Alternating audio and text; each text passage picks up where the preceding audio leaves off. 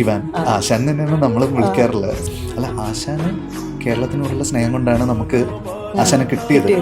അല്ലാണ്ട് ആശാന്റെ ഒരു സ്റ്റേച്ചർ വെച്ചിട്ട് അദ്ദേഹത്തിനെ പോലെ ഒരാളെ നമുക്ക് അഫോർഡ് ചെയ്യാൻ പോലും പറ്റൂല. അദ്ദേഹം ഒരു കോച്ചായിട്ട് വരുന്ന സമയത്ത് അദ്ദേഹത്തിന് പേ ചെയ്യുന്നൊരു സംഗതിയും നമ്മൾ സിനിമയ്ക്ക് വിളിക്കുമ്പോൾ നമുക്കതൊന്നും പറ്റില്ലല്ലോ. അപ്പോൾ ഇത് അദ്ദേഹത്തിന്റെ ഇൻട്രസ്റ്റിൽ അദ്ദേഹം വന്ന് ചെയ്ത് ആദ്യം അന്വേഷിച്ചത് ഇതാണ്. അതായത് മലയാളികൾക്കെല്ലാം അറിയുന്ന ഒരു സായിപ്പാരല്ല.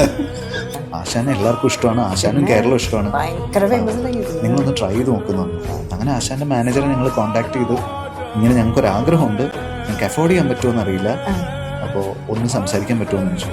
ആശാൻ ഇങ്ങനെ ഇന്ന ആൾക്കാരാണ് വിളിക്കുന്നതെന്നൊക്കെ അറിഞ്ഞപ്പോഴേക്കും ആശാൻ പറഞ്ഞു അതൊന്നും പ്രശ്നമല്ല, ഞാൻ വരാം. എനിക്ക് തോന്നിയ കാര്യങ്ങളൊക്കെ അദ്ദേഹത്തിൻ്റെ അടുത്ത് പറഞ്ഞു. അദ്ദേഹത്തിൻ്റെ ഒരു പേഴ്സണാലിറ്റിയും കൂടെ ഇതിനകത്തേക്ക് വരണമല്ലോ. അപ്പോൾ അതും ഒക്കെ സംസാരിച്ച് ഓഡിഷൻ ചെയ്തപ്പോൾ ആള് പെർഫെക്റ്റ്.